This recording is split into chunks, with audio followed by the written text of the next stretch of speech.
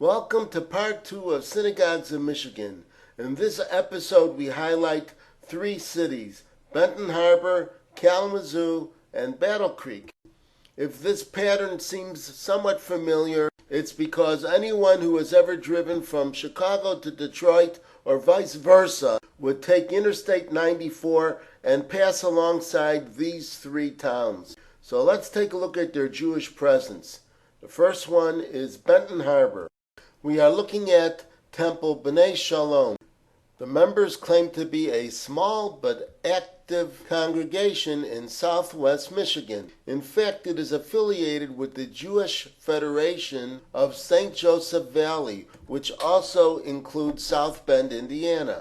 The current rabbi is David Nelson. It is now an egalitarian congregation affiliated with the conservative movement. It started out in 1911 as Congregation Ohava Shalom. It was an Orthodox affiliated congregation. In 1959, it merged with Congregation Children of Israel, which was affiliated with the conservative movement. And that's when it changed its name to Congregation B'nai Shalom. The merger created a synagogue with 160 family members. In 1963, it moved to this building.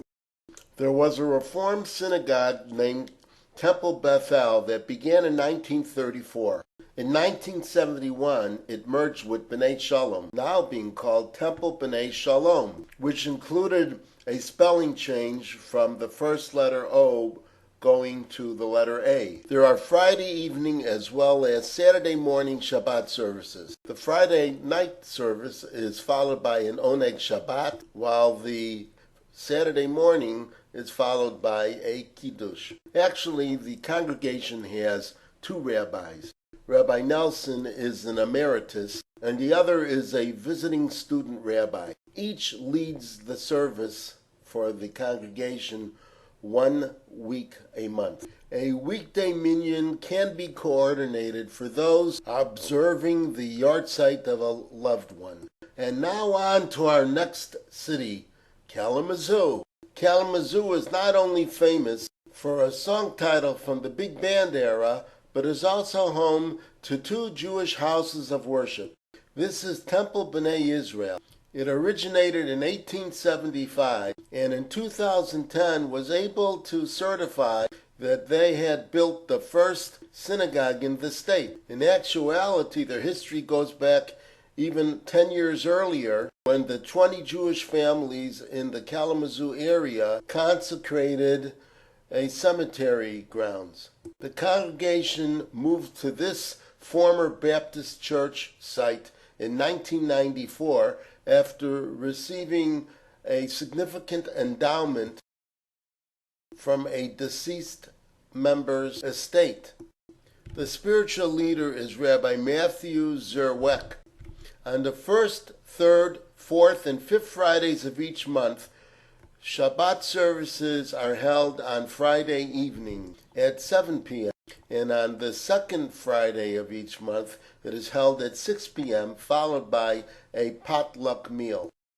Services are also held every Saturday morning for Shabbat. And now for our other house of worship in Kalamazoo. This is Congregation of Moses. It is affiliated with the conservative movement and active in the Jewish Federation of Kalamazoo and Southwest Michigan. They have both Friday night and Saturday mornings Shabbat services. There is also a monthly Saturday morning Tat Shabbat services for children aged 3 through 8. And there is always a Kiddush after all Saturday morning services. The current spiritual leader is Rabbi Jeremy Chechepansky. That is, he is expecting to receive his ordination this year from the Jewish Theological Seminary of America. The congregation moved to this site in 1961 and has a little more than 100 members now. And now on to Battle Creek. If one is of a certain age, then Battle Creek represents in the mind to the trips to the factories of Post and Kellogg's cereals and of receiving sample product at the end of the tours of the manufacturing plants. We've been looking at the home of Temple Bethel in Battle Creek, Michigan.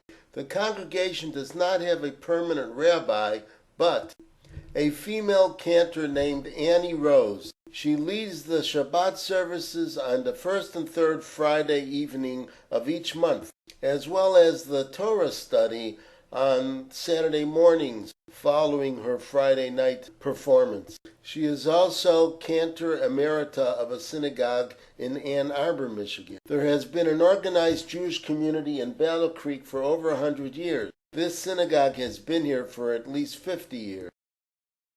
And so ends this edition of Synagogues of Michigan.